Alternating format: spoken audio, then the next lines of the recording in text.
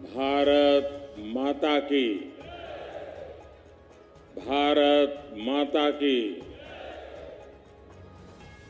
जय। ओमकारेश्वर जी की जय। श्री दादाजी दुनिवाले। बाबा ओमकारेश्वर और मां नर्मदा की कृपा पात्र निमाड़ की इस पावन धरा को मैं श्रद्धापूर्वक नमन करता हूं।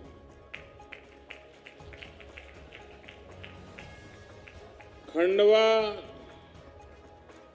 ये सिर्फ एक स्थान नहीं है, बल्कि आस्था, अध्यात्म, इतिहास और आधुनिकता की संगम स्थली है।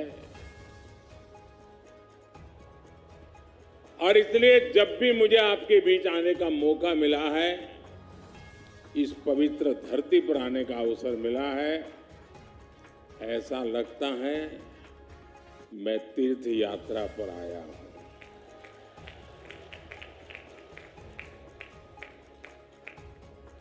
आज निमाड़ के अलग अलग क्षेत्रों से आप इतनी विशाल संख्या में यहां हमें आशीर्वाद देने पहुंचे हैं। मैं आपका हृदय से आभार व्यक्त करता हूं। लेकिन ये तस्वीर देखकर, और मैं मध्य प्रदेश में पिछले 2 दिन में जहां जहां गया, जो दृश्य देखता हूं, जो उत्साह और उमंग देखता हूं, जो भावनाओं का एक प्रवाह देखता हूं, और हर कोने से सुन रहा हूं, लोग कहते हैं एमपी के मन में, एमपी के मन में, एमपी के मन में और मोदी के मन में, मोदी के दिल में, मोदी के दिमाग में।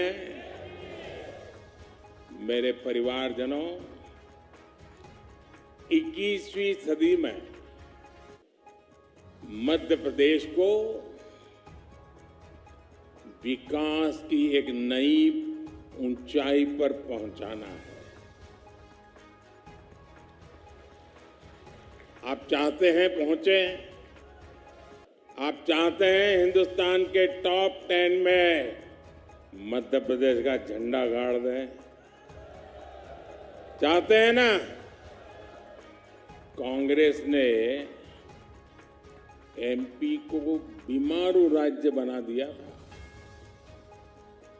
कांग्रेस ने अपना भ्रष्टाचार से, अपने भाई भतीजावाद से एमपी को एक बहुत बड़े गड्ढे में धकेल दिया। ये भाजपा है जिसने बहुत मेहनत करके एमपी को इस गहरे गड्ढे से बाहर निकाला है।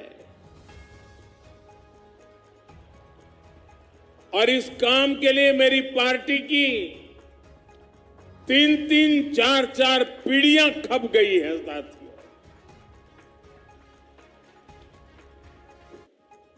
इसलिए हमें एमपी को कांग्रेस के चंगुल से बचाकर रखना ही होगा। रखोगे ना? जरा मुझे पीछे से आवाज सुनाई दे, रखोगे ना? एमपी को बचाना है ना? गलत हाथों में नहीं जाने देना है ना? पक्का? અમારા વોરા ભાઈઓ અહીંયા બેઠા છે. મારી વાત સાચી છે ને? શાબાश. और आप जानते हैं कांग्रेस यहां सरकार बनाने के लिए क्यों छटपटा रही है भाई? क्या जरूरत पड़ गई है?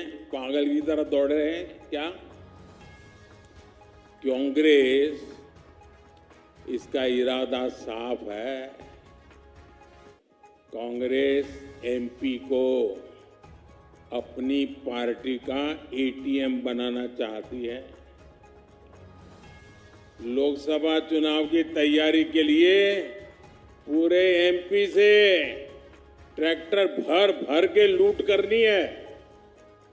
क्या ये मौका देना है उनको? ये लूटने के लिए इजाजत देनी है क्या? जब कांग्रेस केंद्र में थी तो लाखों करोड़ के घोटाले करके अपना काम चलाती थी और उनको परवाह ही नहीं थी. अब देश की जनता ने 10 साल से उनको बराबर पहचान गई है. देश की जनता उनका हर कोने में से हिसाब चुकते करने में लगी है. 10 साल से केंद्र से बाहर, इसलिए वो हर राज्य को बड़ी लालच भरी नजरों से देखती है. कब मौका मिले और कब माल खाओ. माताएं बहनें जल्दी समझ जाती है. और जिस राज्य में गलती से भी कांग्रेस की सरकार बनी, वहां धड़ाधड़ लूट ही लूट स्पर्धा चलती है. सीएम ज्यादा लूटेगा कि डिप्टी सीएम ज्यादा लूटेगा? आपको कर्नाटका से खबर आती है. कांग्रेस यानी गरीब के, मध्यम वर्ग के जेब साफ करना. कांग्रेस यानी विकास की गाड़ी को परमानेंट ब्रेक लगाना, इतना ही नहीं, रिवर्स गियर में डाल देना. और इसलिए आपको कांग्रेस से बहुत सावधान रहना है. आप ये गलती मत करना. इतने दिन बाहर रहे सुधर गए होंगे, वो सुधरे नहीं है. उनकी भूख ज्यादा तेज हो गई है. खासकर एमपी के हमारे नौजवान जो पहली बार वोट डालने जा रहे हैं, उनसे मैं खास आग्रह करूंगा, आप अलर्ट रहिए, क्योंकि आपने उनका राजकाज देखा नहीं है. जब आप 8-10 साल के थे तब वो थे यहां. आपको उनके खतरनाक खेल का पता नहीं है. जरा अपने परिजनों को पूछना, अपने बुजुर्गों को पूछना, माता पिता को पूछना कि उस समय क्या हाल था, तो आपकी आंखें फट जाएगी. ये कैसा मध्य प्रदेश बना करके रखा था. जनता ने हाथ जोड़ करके कहा भागो यहां से. कांग्रेस युवाओं की दुश्मन है, कांग्रेस नौजवानों की दुश्मन है. मैं चाहता हूं जितने भी हमारे साथी हैं, और मैं खास करके हर माता पिता से कहता हूं, वे अपने बच्चों को बिठाएं और उन्होंने कैसी मुसीबतें झेली थी जरा उनको बताएं तो उनको पता चले, अच्छा ऐसे लोग भी मध्य प्रदेश में राज करते थे. और इसलिए पहली बार वोट डालने जा रहे युवाओं को भी बहुत मदद मिलेगी. वो सही निर्णय कर पाएंगे और वो अपना भविष्य पक्का कर सकते हैं. और नौजवानों, औरों के लिए हो सकता है सरकार बनाने के लिए वोट हो, औरों के लिए शायद 5 साल का हिसाब किताब करने के लिए वोट हो. नौजवानों के लिए तो खुद के 25 साल का भाग्य तय करने के लिए वोट डालना है. आप ऐसी उम्र में हैं, अगर आपका कालखंड डूब गया, आप अगर आज 25 साल के हैं, अगर 5 साल गए, 30 साल के बाद कौन पूछेगा आपको? दोस्तों, मुझे आपकी चिंता हो रही है। कृपा करके आप अपना भविष्य ऐसे हाथों में मत दीजिए जो हाथ बदनामी से भरे हुए हैं। साथियों, कांग्रेस ने हमेशा सिर्फ अपने नेताओं के विकास की सोची, और इसका सबसे बड़ा उदाहरण ये अपना खंडवा जिला है। कांग्रेस ने इतने वर्षों तक देश में शासन किया, पंचायत से पार्लियामेंट वही लोग थे और कोई झंडा था ही नहीं। हम तो कहीं कोने में पड़े थे, कोई पूछता नहीं था। हम तो दीवार पर भी लिख नहीं पाते थे कि हमारी पार्टी है, ये हाल था हमारा। लेकिन 2014 तक आपने मुझे सेवा का मौका दिया, मेरा सेवा काल शुरू हुआ।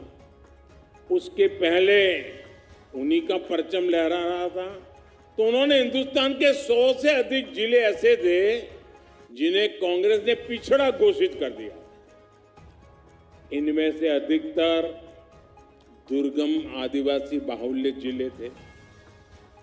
हमारा खंडवा जिला भी कांग्रेस ने उस सूची में डाल के रखा था, पिछड़ा है,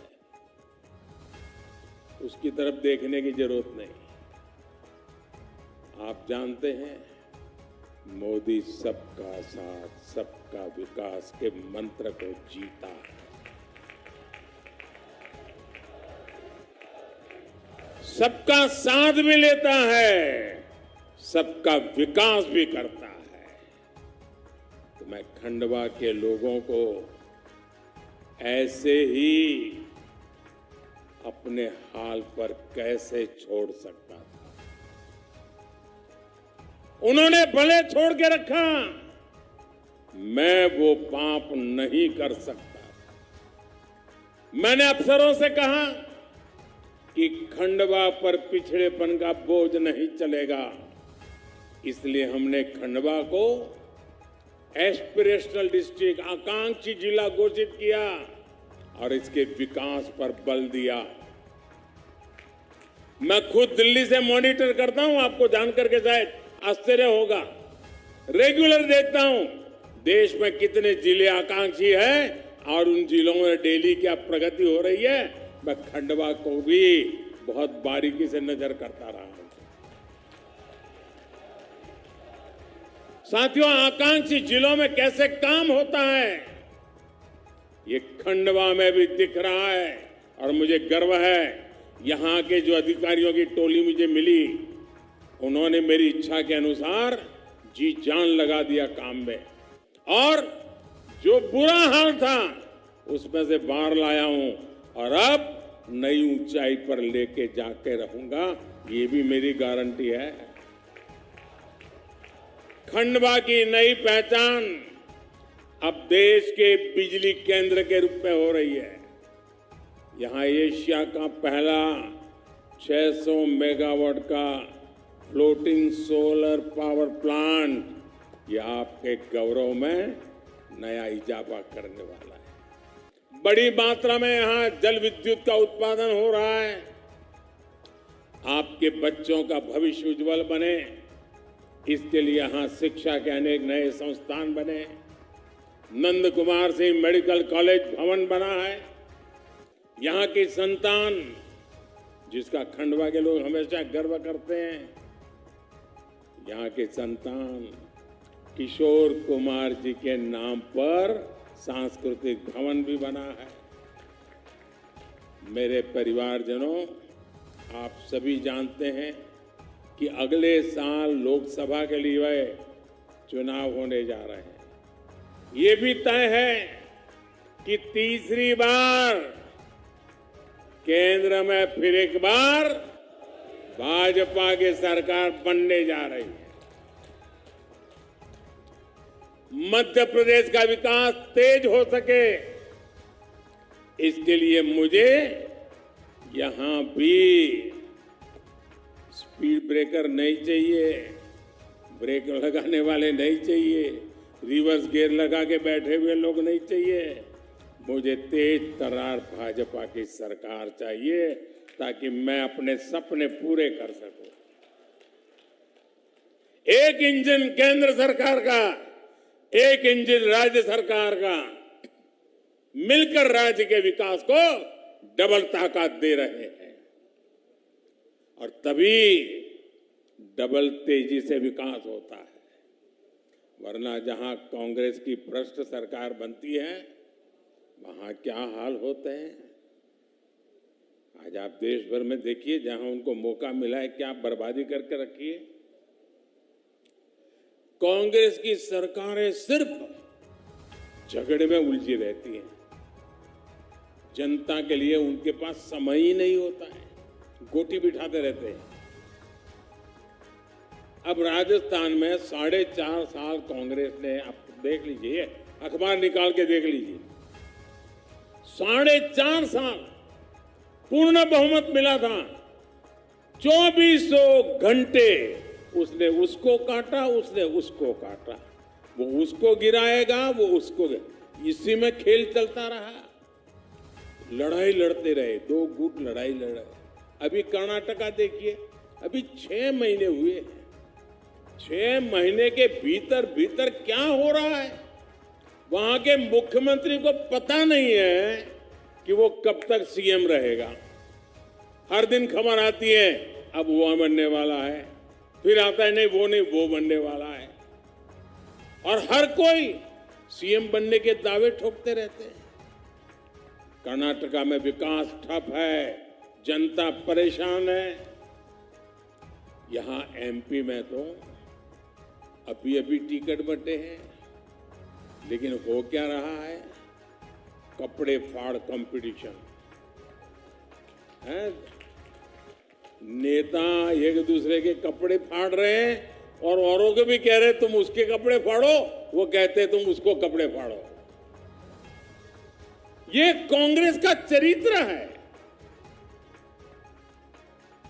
कांग्रेस में एक नेता को दूसरे से लड़ाया जाता है ताकि यहां आप लड़ते रहो और दिल्ली वाले न्यायाधीश बन करके नामदार अपनी दुकान चलाते रहे। साथियों, कांग्रेस सिर्फ अपने नेताओं के स्वार्थ पर ही टिकी है। जहां जहां कांग्रेस आती है वहां सत्ता का अहंकार, अपराध की बोलबाला, अनाप शनाप, लूट, भ्रष्टाचार, तुष्टीकरण, माफिया राज, यही उनकी पहचान, यही सब कुछ फलता फूलता है। हमने कभी कल्पना भी नहीं की थी कि भारत में कोई सरेआम गला रेत कर गर्व से जश्न मनाएगा। सोचा था कभी आपने? लेकिन ये कांग्रेस शासित राजस्थान में हुआ है। इसलिए मध्य प्रदेश को दूसरे राज्यों के अनुभवों से सबक लेते हुए बहुत सतर्क रहने की जरूरत है।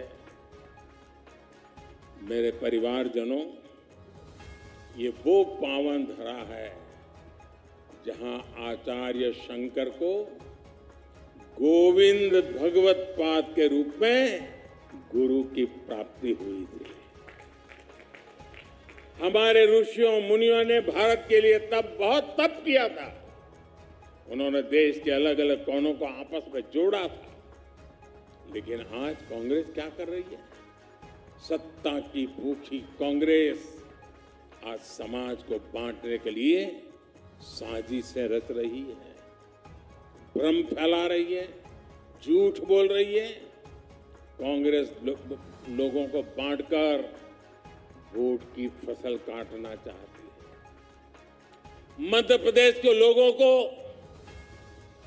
मध्य प्रदेश के उज्जवल भविष्य के लिए, हमेशा हमारे के लिए ये तोड़ने वाली, बांटने वाली विचार को जमीन दोस्त कर देना है। दोस्तों, कांग्रेस को कहीं खड़े नहीं होने देना है।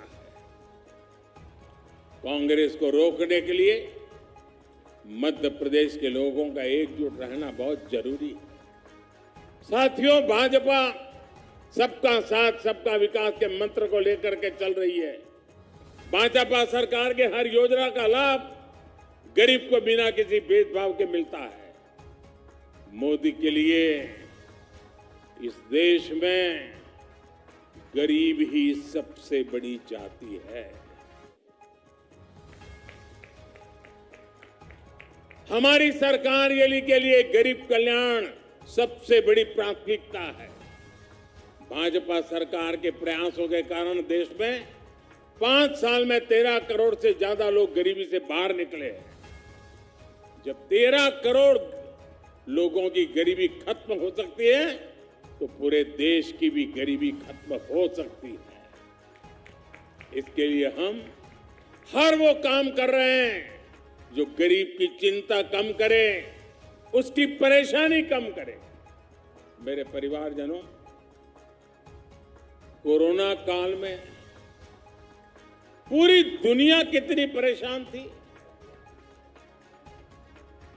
चारों तरफ से मौत की खबरों के सिवाय कोई खबरें नहीं थी। वहां यहां इतने मरे, इतने मरे, इतने मरे। दुनिया के हर देश में अस्पताल डेड बॉडी से भरे पड़े थे। श्मशान में जगह नहीं मिल रही थी। यह हाल बन चुका था। परिवार में भी बेटा बूढ़ी मां को नहीं मिल पा रहा था, कहीं उसको बीमारी लग न जाए। ऐसा भयंकर वातावरण हमने झेला। दुनिया में बहुत कुछ ठप हो चुका था। बाहर जाके काम करना मुश्किल था। जीना प्राथमिकता हो कि पेट भरना प्राथमिकता, तो लोगों ने सोचा अभी बाहर नहीं जाना है, कुछ दिन निकाल देंगे फिर देखेंगे। वो हाल था, याद है ना आपको? कैसी मुसीबत के दिन थे। लेकिन मैं दिन रात आपकी सुरक्षा के लिए अपने आप को खपा रहा था। मैं 24 घंटे आपसे जुड़ा रहा था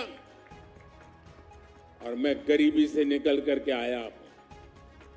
गरीब की क्या मुसीबतें होती हैं वो मुझे किताबों में नहीं पढ़ना पड़ता, मैं जी करके आया हूं।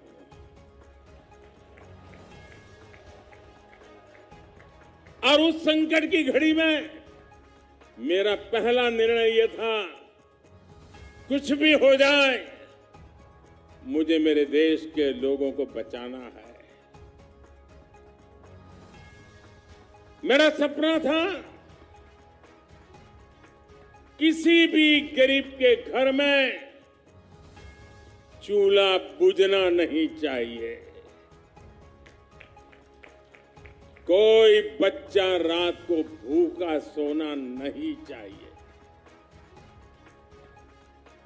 मां रात भर बिलखती रहे, भूखे बच्चे को रोते हुए मां देख न पाए, वो स्थिति मुझे मंजूर नहीं थी। आपका बच्चा पेट भर के सो जाए, या आपका बेटा या आपका भाई 3 साल से जैसा एक बेटा अपने माँ बाप की सेवा करता है ना, वैसे ही उसी भाव से मैंने 80 करोड़ लोगों को मुफ्त राशन दे करके उनका जीवन कठिनाइयों से कम करने के लिए प्रयास किया। और लोगों ने मुझको आशीर्वाद दिए। लोगों में ये जो पैसे अनाज में जाते थे वो बचे तो किसी अच्छे काम में लगाने लगे, बच्चों को पढ़ाने में लगाने लगे, बच्चों के लिए अच्छी सुविधा करने में लगे। और जब मैंने सारा अध्ययन किया तो मैंने मन के अंदर एक निश्चय कर लिया, क्योंकि ये योजना तो ये दिसंबर में पूरी हो रही है। तो मैं सोच रहा था भाई दिसंबर में पूरी हो जाएगी तो मेरे परिवारजनों को अभी तो कुछ करना बाकी है, क्या होगा। और इसलिए मैं नर्मदा के तट से आज कह रहा हूं, मैंने निश्चय कर लिया है कि दिसंबर में ये योजना खत्म नहीं होगी, मैं इसे 5 साल और आगे बढ़ा दूंगा। 5 साल और आगे बढ़ा दूंगा। 5 साल के लिए 80 करोड़ लोगों को उनका घर का